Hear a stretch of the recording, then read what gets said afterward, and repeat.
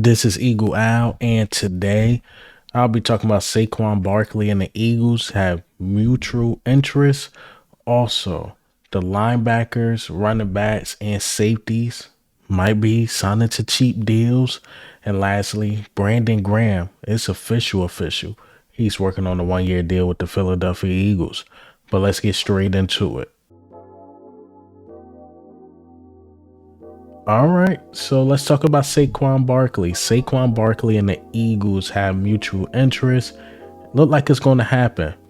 I know Howard Eskin talked about it, but let me go ahead and play this clip of him talking about it. Plans should be. What do you think they will be in free agency? Well, they obviously need at least one safety. They need, and this may not all be in free agency. They need linebackers. They need, maybe they're not going to sign any offensive linemen in free agency. I think that's going to be drafting the players that they have. But I think safety, possibly linebacker, and I didn't believe it, but I checked it, and they do have interest in Saquon Barkley. Wow. That's a wow. That is a wow. Yeah, Woo. it's just, and I'm That saying, makes sense. Wait a minute, you can't pay a running back that kind of money. That's why they keep on bouncing around. And the thing I've always said, you can just shake a tree and running backs come falling out of them. You see all the running backs that are unsigned, but I think they're trying to work on something that would not be fully guaranteed. As you see, look like it might happen, man. It might happen. Saquon Barkley to the Eagles. Now, do I want DeAndre Swift? Absolutely. Absolutely, I want DeAndre Swift. But I'm not going to act like Saquon ain't no scrub. Well, is a scrub or whatever you want to say. Because Saquon is a dog. He's a dog. And if we could sign him, he's an upgrade to the offense. I mean, who's stopping Saquon? Jalen Hurts, A.J. Brown, Devontae Smith, and Dallas Goedert. That's going to be a very hard offense to stop if utilized right. And we talking about Saquon, who played behind a terrible line, a below-average quarterback, mid wide receivers, and he was the only threat and still was able to do what he can do. So imagine if he's not the only threat on the team. Imagine if he's like third option on the team. So Saquon to the Eagles is a match made in heaven. We're talking about a guy that went to Penn State, more than likely grew up an Eagles fan.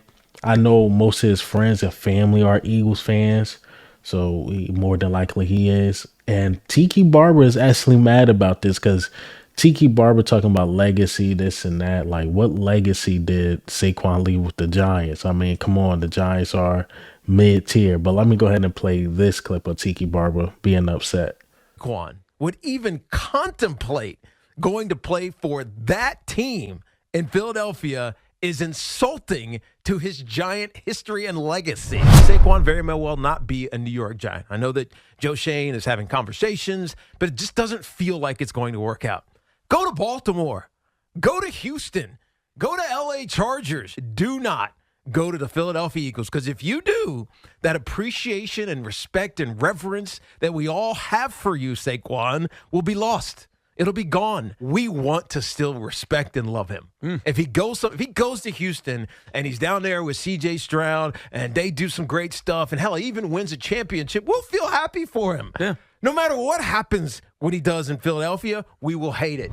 Don't let the nonsense, Saquon. Don't let the Howard Eskins of the world, or his traitor son who's going down the road, influence you to go into the cesspool of the Philadelphia Eagles. Go kiss ass. You're going to turn into one of those people that we hate, Yeah. and we don't want that. Yeah. We don't. Like, we'll respect you, but we'll hate you, and that's not a good thing. Your jersey, that 2-6 that we see all over the stadium, it won't be worn anymore. Gone. It'll be gone. Gone. It'll be burned. In some cases. Yeah. Do not, without any doubt, go to Philadelphia. I have no idea what Tiki Barber's talking about. I don't. I'm sorry. Saquon, no offense, but you couldn't save that organization. They need Jesus. They need Jesus, man. All right, so let's talk about the market a little bit. So running backs, linebackers, and safety market, hearing it's not looking too good for them. It's not looking too good for them. I believe Diana Rossini said this. Like, look, the market is basically depressing for these positions because, okay, say if you can't get a Patrick Queen or let's say Jerome Baker or Devin White or anything like that, somebody's going to sign for a cheap deal. Somebody's going to have to sign for a cheap deal. The market is too overflow with talent. Running back position, we already know some people are taking 1 year deals for like 3-4 million. You might get a top tier running back. I'm just keeping it real. Saquon might get the bag, might, but all them other running backs, I don't know. Josh Jacobs might get the bag, but I don't know. Maybe somebody try to lowball him, like, look, we're going to give you this. He say no. Then now the team just, I guess, sign somebody else because the market is just like that. And I'm starting to think Howie Roseman might been ahead of the curve. I think I seen this from Philly the podcast, Joe Castro. If I'm not mistaken, I seen his tweet and he said something like Howie Roseman might have been ahead of the curve because remember how we just wasn't paying safeties or anything like that or running backs, but maybe he's seen this coming. Who knows? Because you know the front office study this stuff all the time because now you got an overflow of talent. Now, hey, you can hand out some cheap deals. Maybe we could get every position we need just out of free agency before we even enter the draft because safety. Even if you can't get Xavier McKinney, you still have. If you want to go older, you still have Justice Simmons. You still have Cam Curl, C.J. Gardner-Johnson. Like you still have a lot of other pieces you can get if you can't get the top tier guy. Running back, like I stated, if you can't get Saquon, you can still re-sign DeAndre Swift. Maybe you see what Josh Jacobs want, or maybe you go get Derrick Henry. Who knows?